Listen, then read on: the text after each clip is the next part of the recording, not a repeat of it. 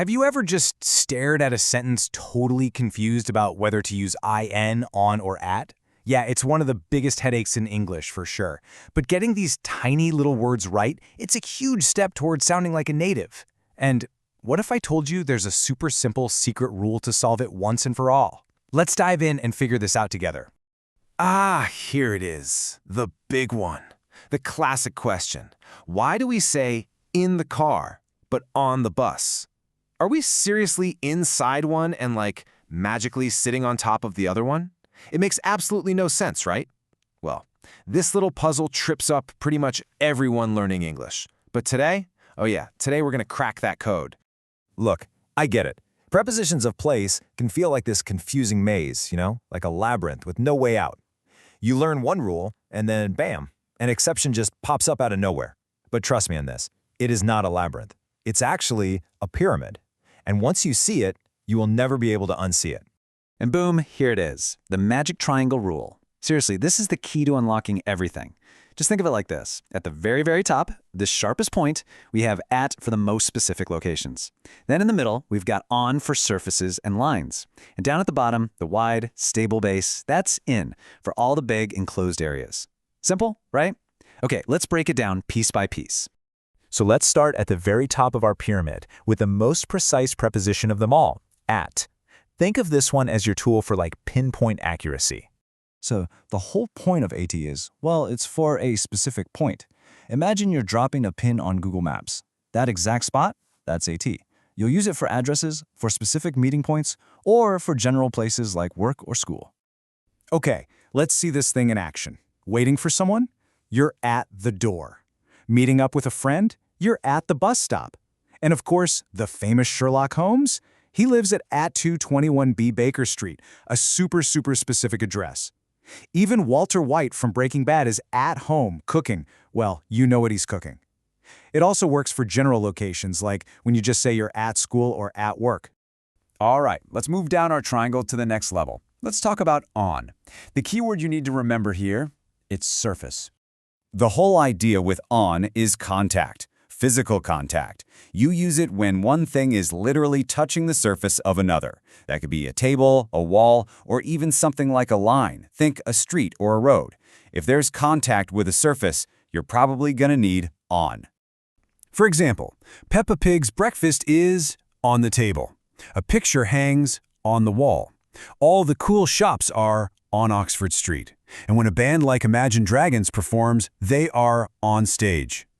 Now this is also where transport comes in. You're on a bus and on a plane. And don't worry, we're going to get to exactly why in just a minute. Okay, we've made it to the base of our pyramid, the biggest, broadest category of them all.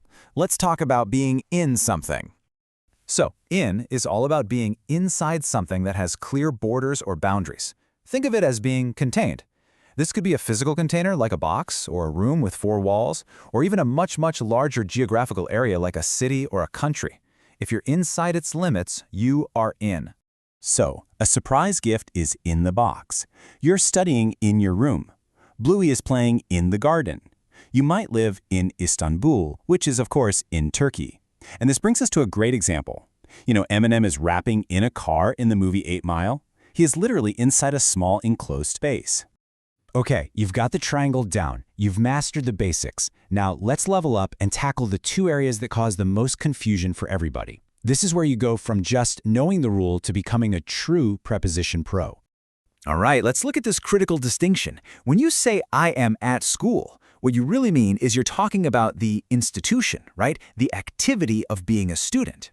But if you say I am in the school, you're emphasizing your physical location inside the building itself. So if a friend texts, "Where are you?" you could reply, "I'm in the school, standing by the lockers." You see the difference? One is the general purpose or function, the other is the concrete physical building. And now, the moment you've been waiting for. Let's solve the mystery from the very beginning. Why are you in a car but on a bus? Okay, here's the super simple rule. If it's a small vehicle where you can basically only sit down, you are in it. Think cars, think taxis. But if it's a large public vehicle where you can actually stand up and walk around, you are on it. So think buses, trains, and planes. A fun way to remember it is Cars are like little private boxes you get into, while buses are like mini walking worlds you get onto. All right, theory time is over. You've got the triangle rule, you know the tricky exceptions. Now it's time to put all that new knowledge to the test with a quick little practice round. You ready? Okay, let's do this. Number 1, my keys are on the table. Right? They're on a surface. Perfect. Number 2, I live in Ankara, a city, a large area. You got it. Number 3, wait for me at the entrance, a very specific point. Excellent. Number 4, there's a picture on the wall. Again, it's a surface. Great job. Number 5, Robin is at work. The general institution, the activity. And finally, number 6, the tricky one, we are sitting in a taxi. Yep, remember it's a small vehicle you can't walk around in. So how'd you do? I bet you nailed it. You did great, seriously. So now it's time for the final test, the Master Challenge. And for these, I'm not going to give you the answers. No siree. I want you to show me what you've learned. Here are your 3 sentences. Pay close attention. Number 1, my book is blank the bag. Number 2, I was blank home at 10 p.m. last night. And number 3, they are waiting blank the bus stop right now. Think about that magic triangle rule, think about the exceptions, and drop your answers, numbers 1, 2, and 3, down in the comments below. I honestly can't wait to see how you do.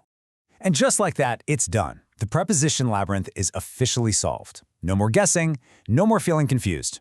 By using the magic triangle rule, you now have the power to say exactly where you are, and say it with confidence.